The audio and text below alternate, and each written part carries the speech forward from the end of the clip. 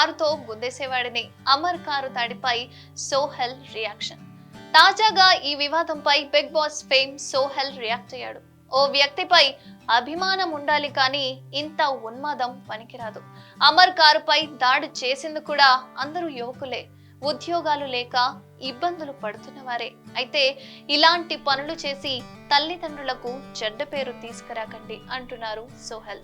దాడి చేసిన సమయంలో అమర్తో పాటుగా కారులో అతడి అమ్మగారు, భార్య తేజు ఉన్నారు. బిగ్ బాస్ సీజన్ 7 టైటిల్ విజేతగా రైతు బిడ్డ పల్లవి ప్రశాంత్ నిలిచాడు. అయితే గ్రాండ్ ఫినాలే అనంతరం అన్నపూర్ణ స్టూడియోస్ బయట అమర్ మరియు ప్రశాంత్ ఫ్యాన్స్ మధ్య పెద్ద గొడవ జరిగిన సంగతి తెలిసిందే. అయితే ఆ గొడవ కాస్త అమర్దీప్ కారుపై దాడి చేసేంత వరకు వెళ్ళింది. హౌస్ లో ఉన్న సమయంలో ప్రశాంత్ మరియు అమర్ మధ్య తీవ్ర స్థాయిలో మాటల యుద్ధం జరిగింది.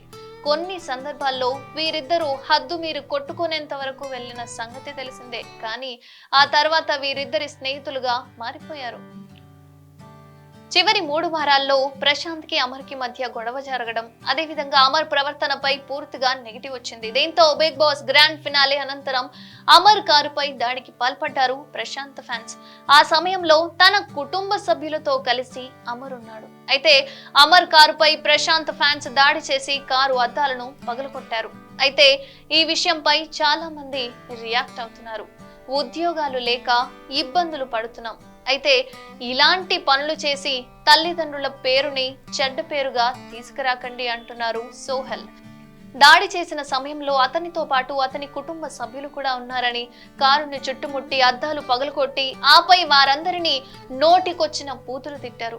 మరొకరు ఆ బూతులు వినలేక ఒక కొడుకుగా చెబుతున్నా, ఇలాంటి మాటలు నాకే ఎదురైతే గనక ఆ సమయంలో కారుతోనే గుద్దుపడేసేవాడిని. తల్లిదండ్రులను ఎవరిలోనైనా ఇదే అభిప్రాయం వస్తుంది.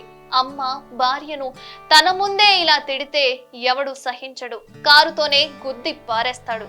కానీ అమర్ సైలెంట్ గా వెళ్ళిపోయాడు. అదేవిధంగా అమర్ చాలా మంచోడు, ఇండస్ట్రీలో ఎవరిని అడిగినా అదే చెబుతారు అంటూ చెప్పుకొచ్చాడు సోహెల్. ఈ విధంగా తన తల్లిదండ్రులను, భార్యను ఈ విధంగా తిట్టడం ద్వారా సోహెల్ స్పందించారు.